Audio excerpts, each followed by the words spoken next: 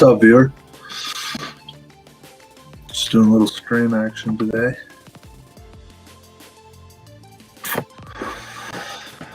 Any topics you want to peruse around? Super Bowl Sunday. I'm rooting for the Bengals, but I don't know. I don't really care either way. My team's out of it. I mean, it would be nice. I mean, the Bengals just haven't won, but I guess the Rams in LA haven't won either, but they won as St. Louis Rams a couple decades ago. I don't know, we'll see. I mean, Rams probably have the advantage. I mean, not only do they have higher expectations, but they've got the home field over there in LA, the SoFi Arena. So, I think it would definitely be an upset. I don't know what the spread is, but I'm sure the Rams are favored a certain amount. But, yeah, I mean, that's pretty much what my day looks like. I mean, I don't know. I'm trying to do the streaming thing. I mean, not really as a professional. Obviously, I don't have the equipment or the content really to do it professionally. But I mean, what I usually tell people, first off, I start by saying I appreciate that there's a viewer, but I am usually suspicious. I mean, I always get one viewer. I don't know. Part of me feels like it could be like a Russian bot, but then again, you never know. There's no way to really know. They don't give you very much information about, what the viewer is all about. I mean, the only times that I'm sure that it's a real person is when they chat. But again, that happens like maybe a quarter of the time. So a lot of times I'm just ranting and raving here to no one in particular. There's no chat interaction. So it's a little discouraging. Also, like on my stream manager, like sometimes the viewer will be a unique viewer, sometimes it won't. Sometimes it'll count as a view, sometimes it won't. So I don't know how this thing works. I mean, I have the highest viewership that I've ever had was I had 7 one time. That was last summer. But when I started back up again this last week, I haven't had more than 1 viewer, not even 2. I mean, on my Twitch manager, it said that there's one time I had 4 unique viewers, so that's pretty impressive. But yeah, so I'm just kind of,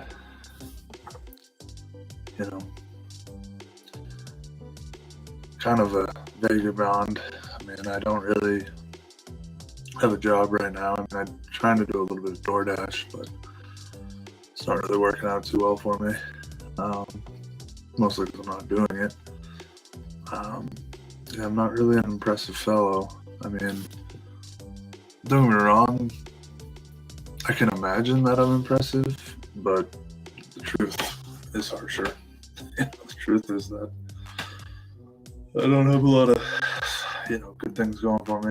But then again, I don't know, I've got a good family, and I guess that's a good thing. But let's see, 1 viewer.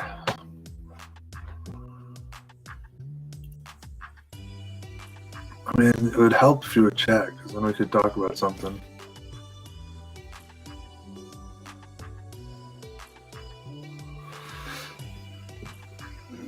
But I guess if you're not going to chat. You know what my latest crazy idea is? I was thinking, like, it might be kind of a cool, way to make money.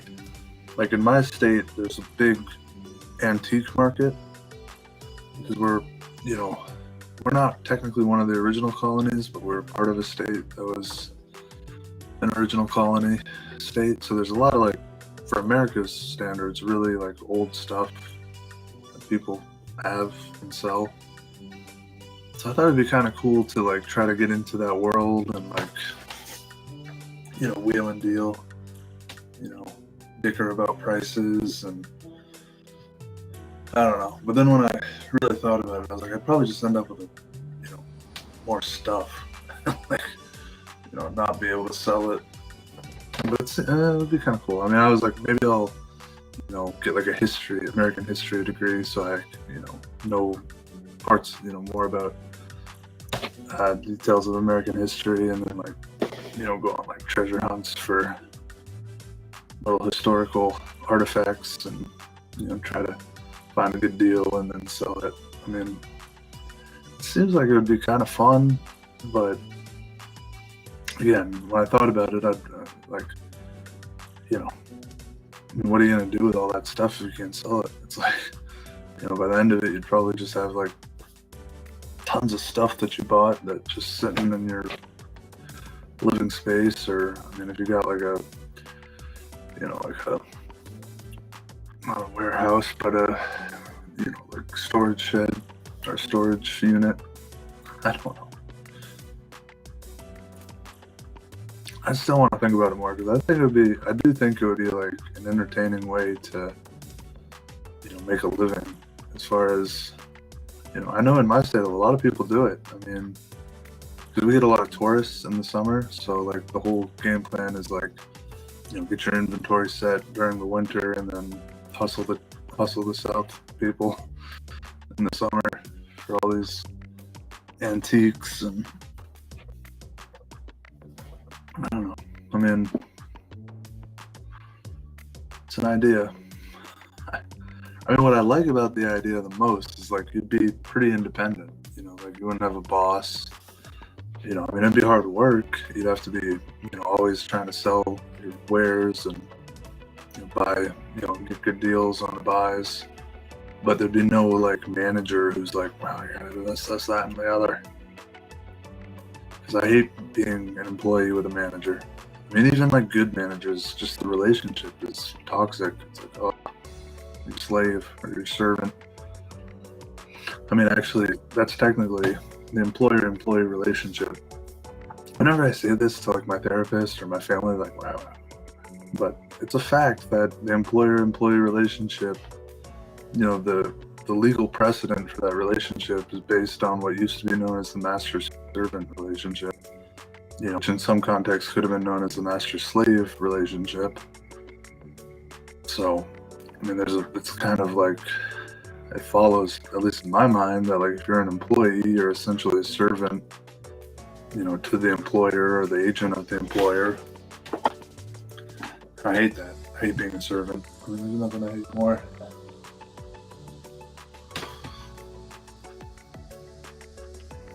I mean, not that I'd really want to be like a manager either. I just would rather be doing my own thing. That's why the whole wheeling and dealing and like antiques appeals to me. Because it's like, I mean, worst case scenario, you end up with a bunch of stuff. Which would suck. I mean, there's no doubt that like, accumulating, like you don't know what you're looking for and you're just buying junk. But that's why I was like, maybe I'll get a history degree, maybe even a master's in history, and try to build some insight into like what exactly is historically relevant or valuable. Because I mean, some people who go yard sailing and stuff, like they try to buy like kitchen appliances and dinnerware. I mean, that's dangerous, because when you're buying used kitchen appliances and dinnerware and used furniture, I mean, you're competing against like the huge manufacturing industry that's producing the stuff brand new at a very cheap cost. So it's like, how are you going to convince somebody, here, buy my used toaster for the same price that you can buy a brand new toaster? I mean, most people are going to prefer the brand new toaster.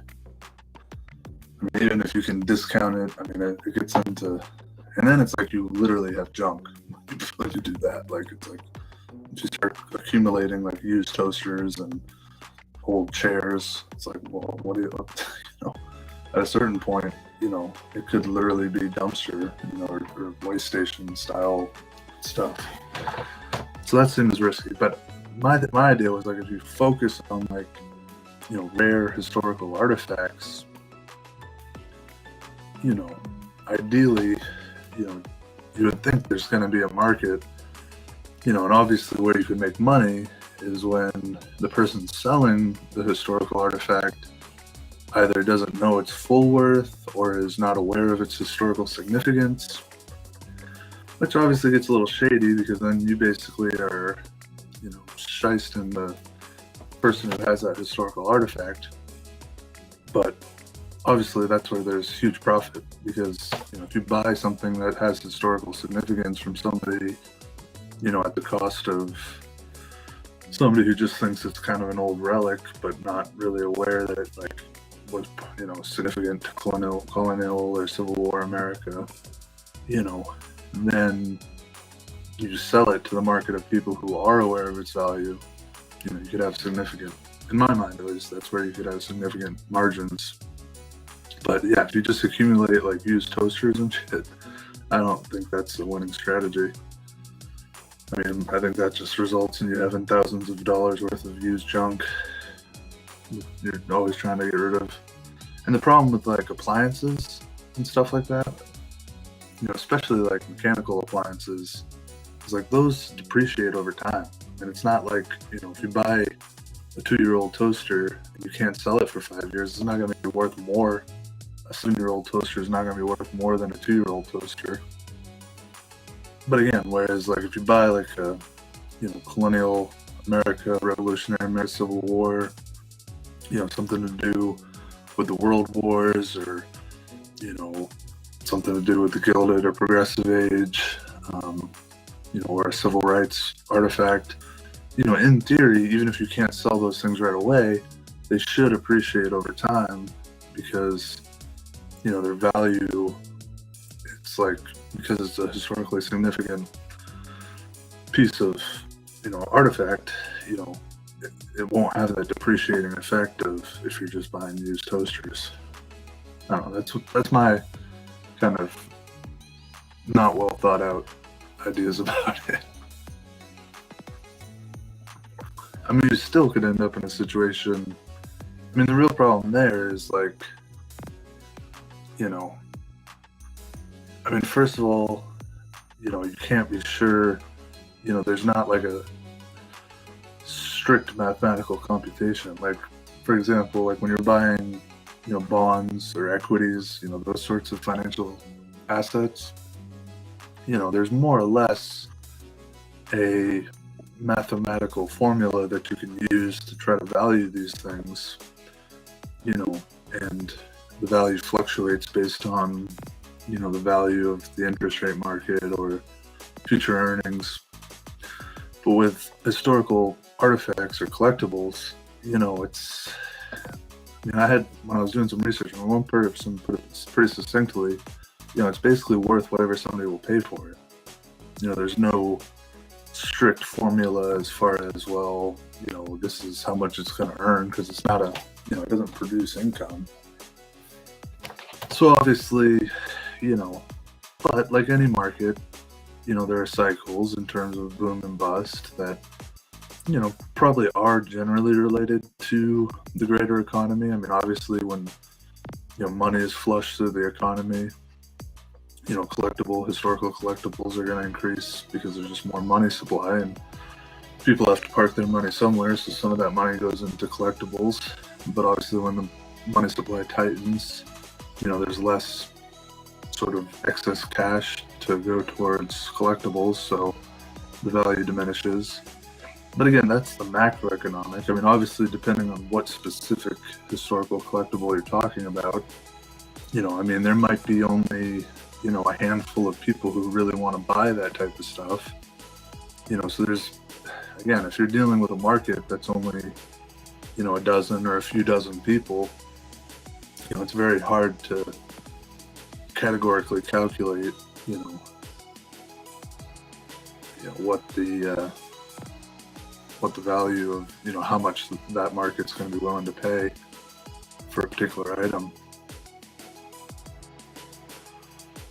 So then you get into overhead costs and how do you store these items and keep them in good condition. So, but like I said, in my state, we have the advantage of, almost without fail. I mean, obviously 2020 was maybe an exception. I mean, something like COVID is about the only thing that can disrupt this. But almost without fail, in the summertime, there's going to be a huge influx of potential buyers. So you always are going to have, a huge market of buyers in the summertime, and we also have a lot of, like flea market or, I don't know what they call them in other places, but, these places like where you can set up temporary stalls in order to sell your stuff, which is in theory should be cheaper than having to rent a permanent place. I mean, obviously, if you get to the point where you have sufficient inventory.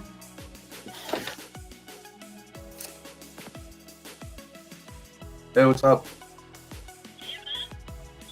Nothing. Just chilling. What are you up to?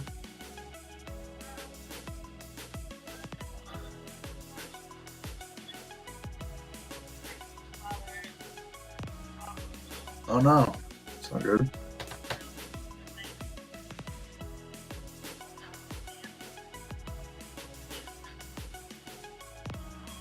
Yeah.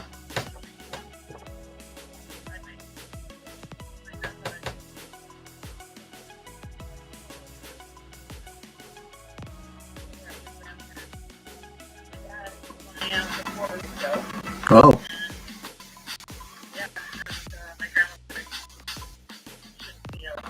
Right.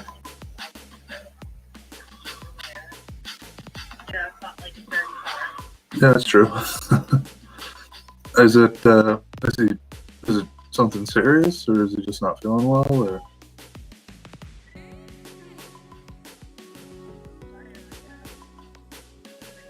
Yeah.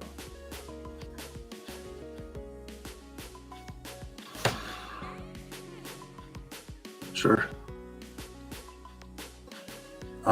Yeah, well, I mean, if you've got to take care of that, we can, try to pick another date. I don't know. Next time.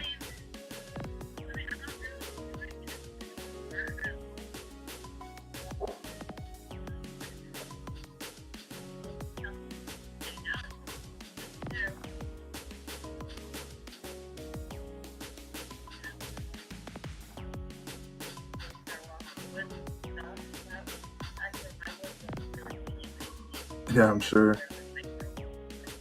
Yeah.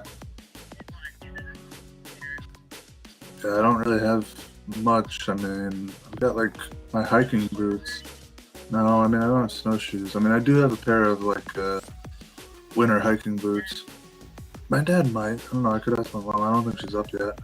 I'm gonna have snowshoes. I know they have snowshoes. I don't know. I've never really used them. I don't know how good they're on ice. I mean, right, right,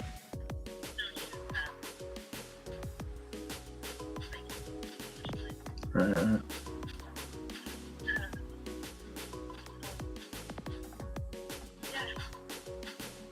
Yeah, I mean, I don't know. I mean, it's up to you. I mean, I don't really care either way. I mean, obviously, I'd like to see you, but I don't want to interrupt. If you have obligations to your family, I wouldn't want to. Not that it's a big deal. I could just leave. I mean, it's not the end of the world.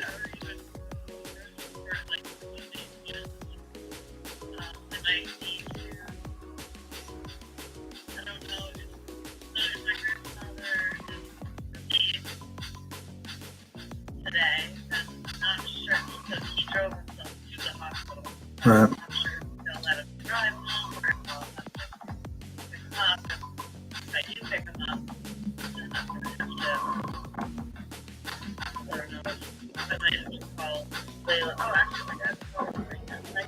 Yeah, yeah.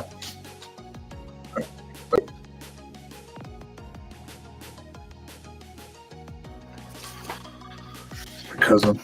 So anyway, in my state, there's, you know, a large body of people. I mean, we're talking. I mean, just for full disclosure, it's the state of Maine. So our slogan is the vacation land. And we have literally millions of people who come, primarily to the coast, but occasionally up into the lakes region. And, so even though our state, year-round population, we only have a little bit more than 1 million. In the summertime, again, there's like 5 to 10 times that just come through for vacation. So we have, our hospitality industry is huge as far as like hotels and restaurants, but there's also a pretty good antique and other kinds of artisan crafts that have sprung up around the whole tourism situation. So I don't know. I mean, again, I don't know as far as like anything. It's like I'm not the first one to do this. As I said, there's already a thriving antique market. So it's probably a pretty cutthroat competition as far as I mean, again, there's probably already thousands, tens of thousands of people who are trying to do exactly what I'm saying. Many of whom, I mean, usually the people involved in this, at least the people I know involved, specifically in antiquing, they're usually like retirees. Not always, but sometimes, but a lot of times. So they have like significant life experience. But again, I mean, like anything, just starting out, it's probably, going to be very difficult to find like good buys or, I mean, it's very possible that you would lose money. I mean, again, and the way you would lose money is obviously by paying too much when you buy something. But, that in theory can be, I mean, you don't have to lose money because you get to choose when you sell and for how much you sell the item. But invariably, there's overhead costs. I mean, no matter what you're looking at as far as storing these things, there's going to be some kind of overhead. And then, as I said, I mean, yes, obviously in the, modern, contemporary internet age, there are ways to sell items digitally or through e-commerce on eBay or Amazon or by setting up your own website. But all of those, I mean, I don't know. I mean, nowadays, I know Amazon, like if you want to set up a proper shop on Amazon, there is some overhead cost for that. I don't think it's a huge cost, but it's still, several $100s a year, I think, at minimum, for the bare minimum store. Obviously, having your own website, there's a large cost for that. I think eBay, I don't know, eBay probably does. I mean, I'm sure there are,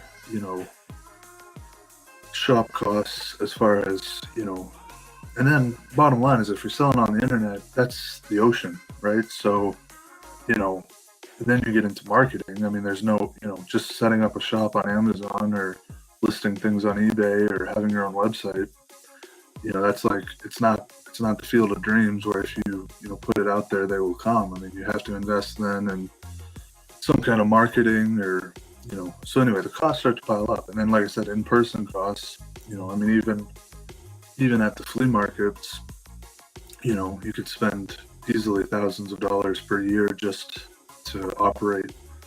So like I said, by the time you're done, just an overhead to get your to get whatever you bought onto into a situation where it could be seen by potential buyers, you're talking several $1,000s at minimum per year. In my, without really going into, complex budget analysis, but so that's a lot of money. I mean, several $1,000s per year, and that's not including what you have to continually buy new products. So, again, I mean, you're kind of looking at a situation where, you have to, I mean, if you're talking, let's just say $5,000 at bare minimum overhead, to set up a couple online shops and a little bit of marketing and, go to a few, like a dozen flea markets throughout the summer. So $5,000, you have to, I mean, let's say in theory, on average, you get a 50%, margin from cost of goods sold to, from gross sales from cost of goods sold.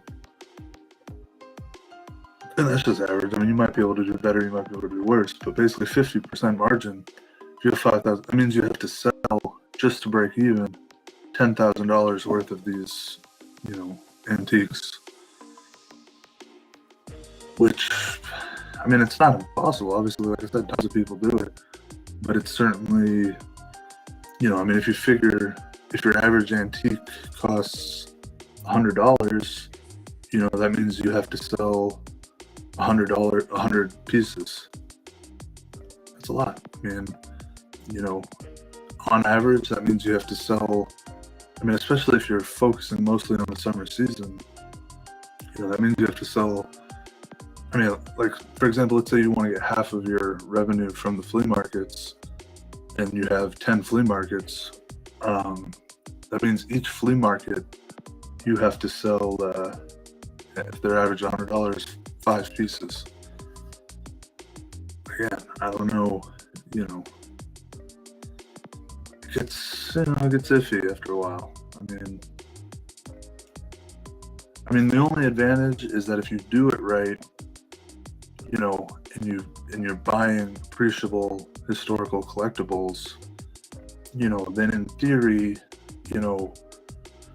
even if you lose money during a certain year, your overall value of your inventory could still go up, and you might be able to recoup those losses in future years. But like I said, if you really do it poorly and don't manage your cash flow, you could find yourself, if you try to do this for like 2 or 3 years, and you just in overhead lose $15,000, $20,000, and accumulate another $15,000, $20,000 inventory. I mean, then where are you at? You got $15,000 to $20,000 worth of inventory. I mean, and your cash flow is such that you can't keep doing, proper sales. I mean, maybe then you have to do like a bargain sale and, write off an additional $10,000. So like I said, you could easily lose at the bare minimum, $30,000 over,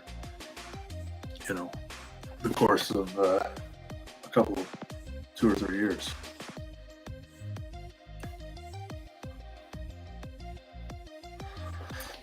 So it's not for the faint of heart. I mean, obviously, if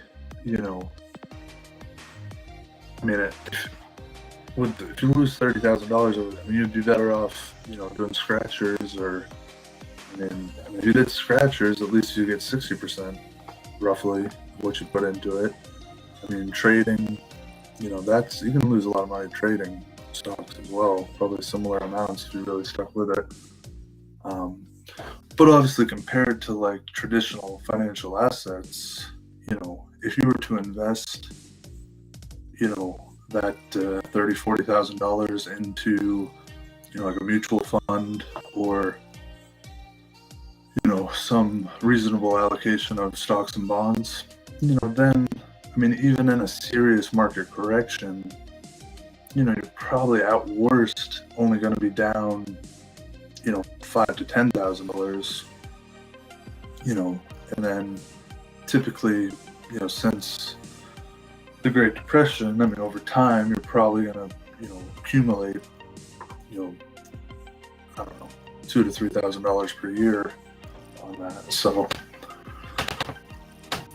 again, obviously, when it comes to the antiquing, it's kind of like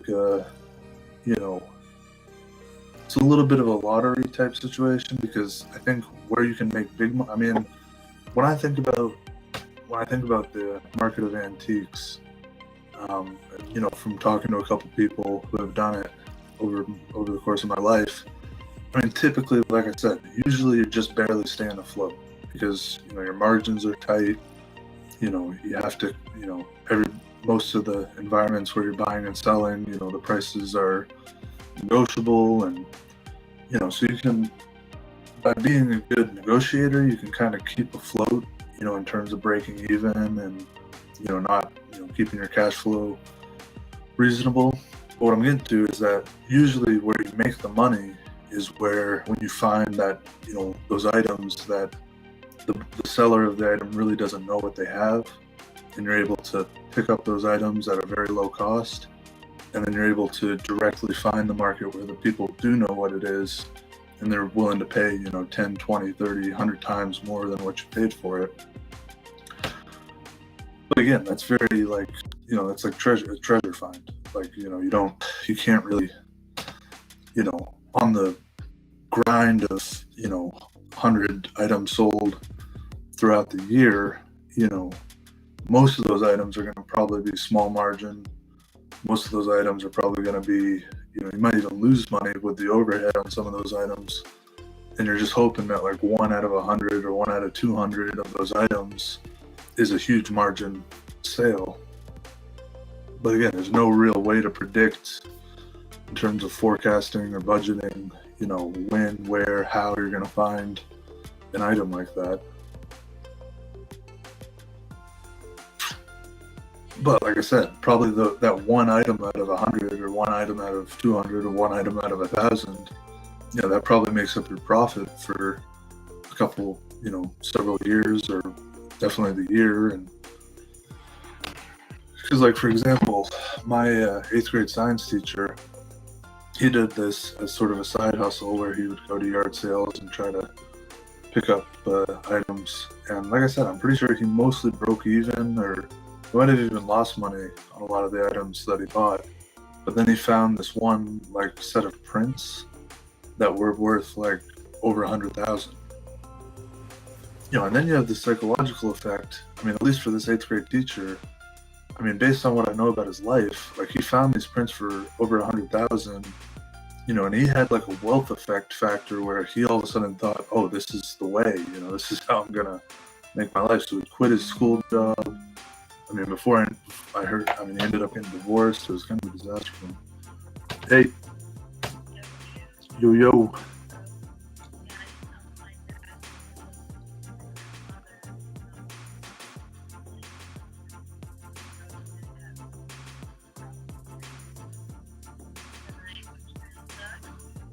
Yeah, I hope he's alright.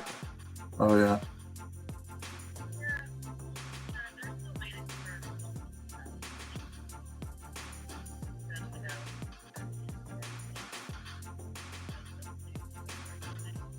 Okay. Alright, well.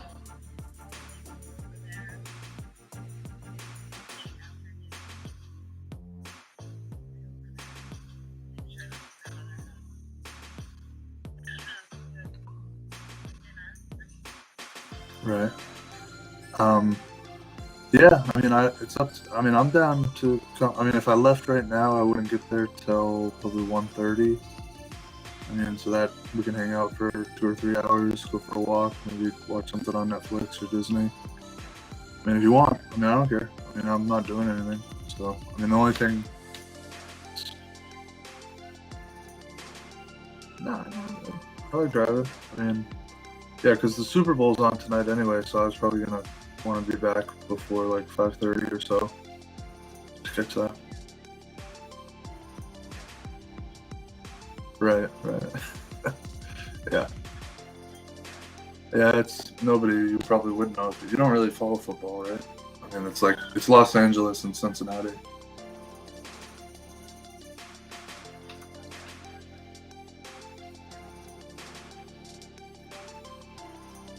Right. The commercials are sometimes funny if you're into that kind of stuff. Yeah, I don't know. It is what it is. But yeah, so I'll right. So you could watch it. Right.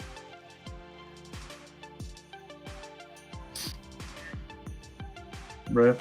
All right. Well, I'll get moving, and I'll Like I said, I'll probably be up there around 1:30 or so, maybe a little after. All right, bye. Sorry, RKO, I gotta go.